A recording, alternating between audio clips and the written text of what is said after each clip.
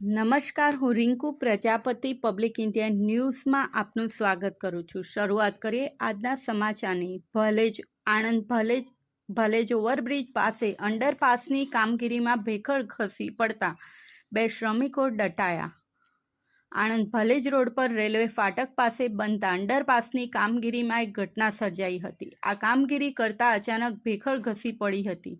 આ ભેખડ ધસતા 2 મજૂરો તેમાં દટાયા હતા। ભેખડ ઘસવાનો અવાજ થતાં અનેક લોકો સ્થળ પર દોડી આવ્યા હતા, જ્યાં બંને દટાયેલ મજૂરોને જેસીબીની મદદથી બહાર કાઢવામાં આવ્યા હતા, જેમને સારવાર માટે ખસેડાયા હોવાની માહિતી પ્રાપ્ત થઈ છે। આણંદ ભલેજ રોડ પર આવેલી રેલવે ફાટક પાસે છેલ્લા કેટલાય સમયથી અંડરપાસની કામગીરી ચાલી રહી છે। અંડરપાસની કામગીરી મંગળવારે બપોરના સુમારે ચાલી રહી હતી। આ સમયે અચાનક મોટો ધડાકાભેર અવાજ સાથે રોડ પરની એક ભેખડ ઘસી પડી હતી।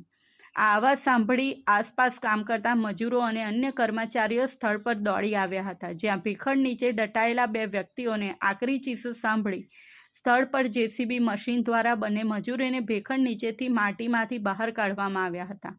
આ ઘટનાની જાણ 108ને કરતાં જ ત્યાં આવી જતા બંને મજૂરોને સારવાર માટે કરમસદ હોસ્પિટલે ખસેડવામાં આવ્યા હતા।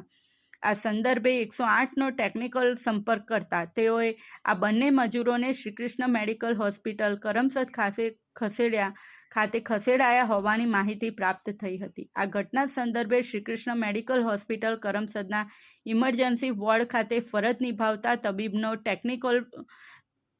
ટેલિફોનિક સંપર્ક કરતા ભેખડ નીચે દબાયેલા સુરેશકુમાર રવિને સારવાર રજા આપી હોવાની તેમજ ધનસુખભાઈ મેડાને હજુ પણ સારવાર અર્થે રાખવામાં આવ્યા હોવાની માહિતી પ્રાપ્ત થઈ છે। આ સાથે આજના સમાચારને અહીં સમાપ્ત કરીએ છીએ।